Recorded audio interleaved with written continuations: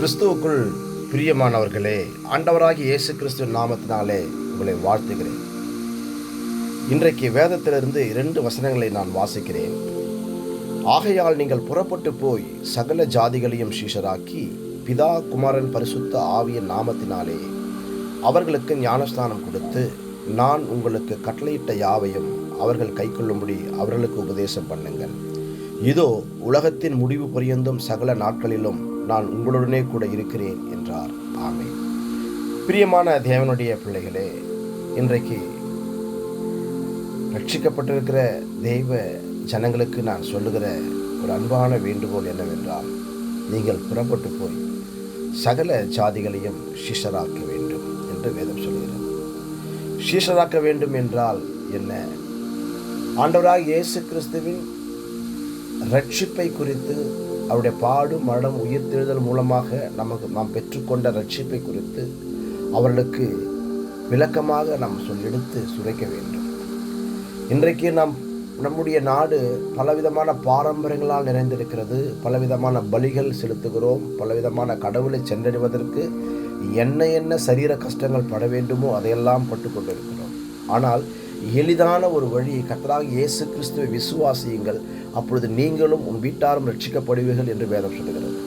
ஆனால் அதை விசுவாசிக்காத ஜனங்கள் மத்தியிலே ரட்சிக்கப்பட்ட நாம், ஆண்டவர் என்னை பாவத்திலிருந்தும் சாபத்திலிருந்தும் பிசாசின் வல்லமிருந்து விடுவித்தார், அவர் எனக்காக ரத்தம் சிந்தி என் பாவங்களெல்லாம் கழுவி என்னை சுத்தமாக்கினார், நான் அவருடைய பிள்ளையாக மாறியிருக்கிறேன், நான் அப்பா என்று அழைக்கிறேன், அவர் மகனே என்று அழைக்கிறார், எங்களுக்குள்ள இருக்க ஐக்கியம் அப்படிப்பட்டதாக இருக்கிறது, ஒரு தந்தை மகன் உறவு இருக்கிறது என்பதை நாம் எப்படி பெற்றுக்கொண்டோமோ அதை சாட்சியாக சொல்ல வேண்டும்.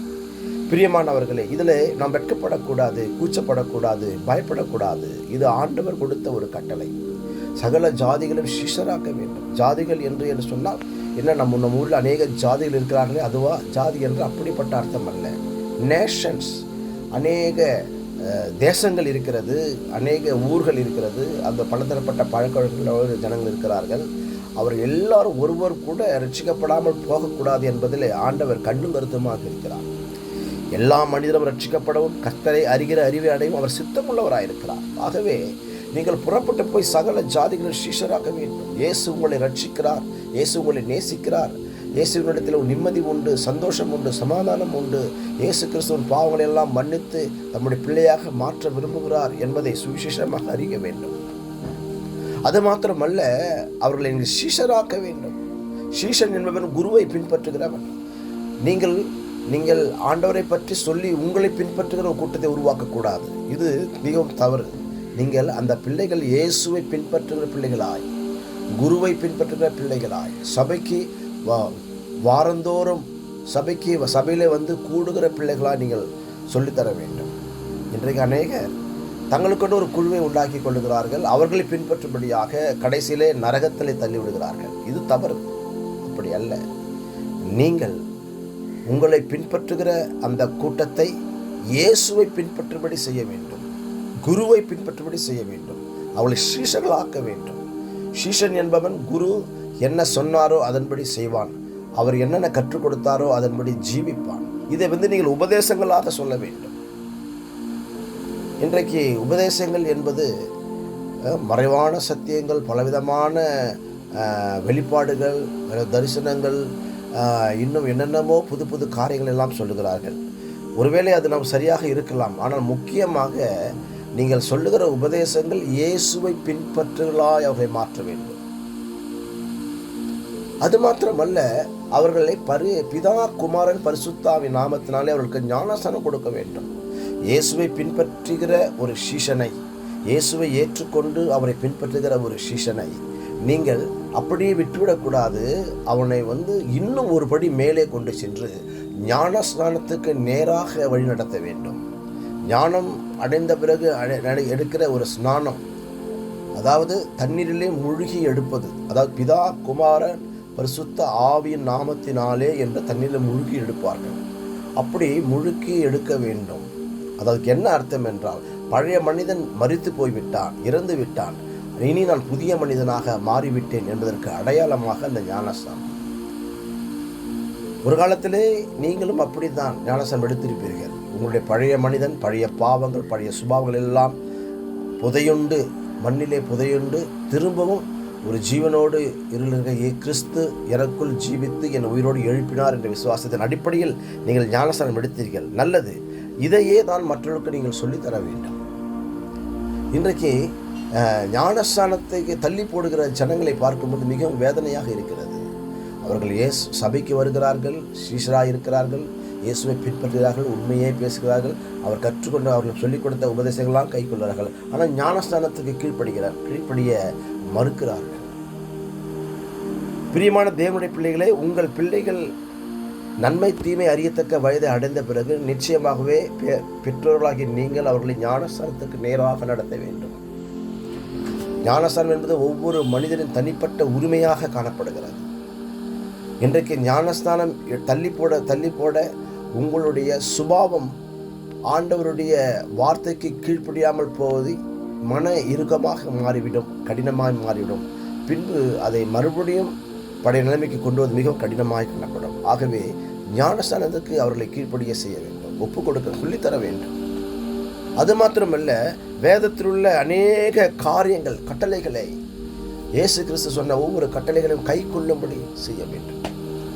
ஞானஸ்தானம் எடுத்து சபையில் அங்கத்தினராக மாறின பின்பு அடுத்த படிக்கு மேலே செல்ல வேண்டும். அதாவது எப்படின்னா, ஆண்டவர் என்னென்ன சொல்லிக் கொடுத்தாரோ, எதையெல்லாம் ஆண்டவர் சொல்லிக் கொடுத்தாரோ, எதை செய் என்று சொன்னாரோ அதை செய்ய வேண்டும். எதை செய்யக்கூடாது என்றோ அதை செய்யக்கூடாது. பரிசுத்தமாக இருக்க வேண்டும், பாவம் செய்யக்கூடாது, அன்பாக இருக்க வேண்டும், கடின இருதயத்தோடு இருக்கக்கூடாது, மன்னிக்க வேண்டும், விட்டு கொடுக்க வேண்டும்.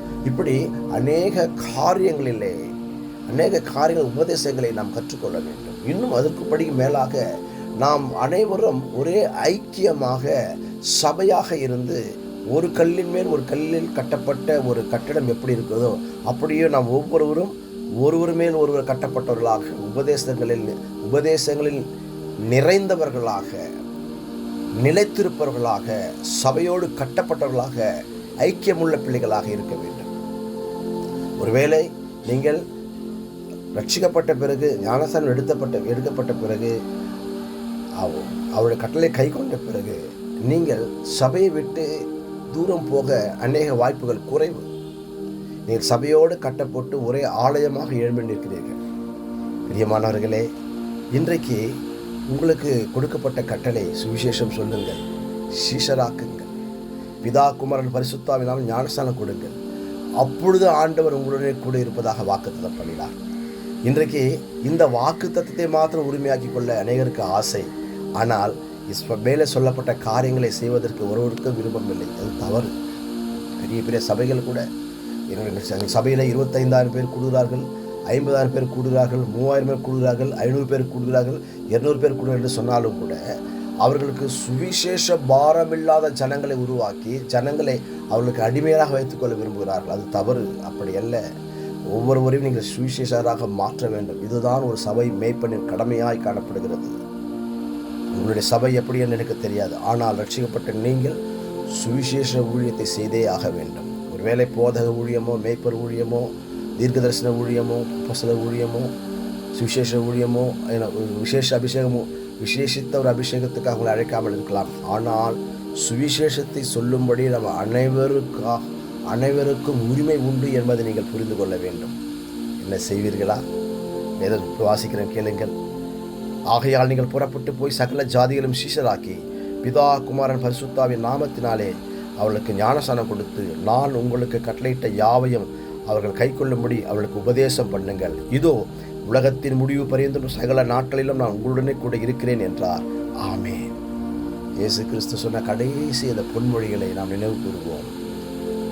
புறப்பட்டு போவோம், சகல ஜாதிகளையும் சீஷராக்குவோம், அவர்களுக்கு ஞானஸ்தானம் கொடுக்க செய்வோம். தேவன் கட்டளையிட்ட யாவையும், இயேசு கிறிஸ்து கட்டளையிட்ட யாவை கைக்கொள்ளும்படி செய்வோம். அப்பொழுது ஆண்டவர் நம்மோடு இருப்பதாக வாக்குத்தத்தம் பண்ணினார். இன்றைக்கு உங்களோட ஆண்டவர் இருக்க வேண்டுமா? தேவன் உங்களோடு இருக்க வேண்டுமா? அவர் சொன்ன கட்டளைகளை, அவர் சொன்ன வார்த்தைகளை நினைவு கூறுங்கள். தேவன் உங்களோடு கூட இருப்பதை நீங்கள் காண்பீர்கள். அவர் உங்களோடு இருந்தால் பெரிய காரியங்களை செய்வீர்கள். ஆண்டவருக்கும் ஆண்டவருடைய பிள்ளைகளுக்கும் இந்த உலகத்துக்கும் ஆசீர்வாதமாக இருப்பீர்கள். தேவன் தாமே உங்களோடு இருந்து உங்களை ஆசீர்வதிப்பாராக. ஆமேன்.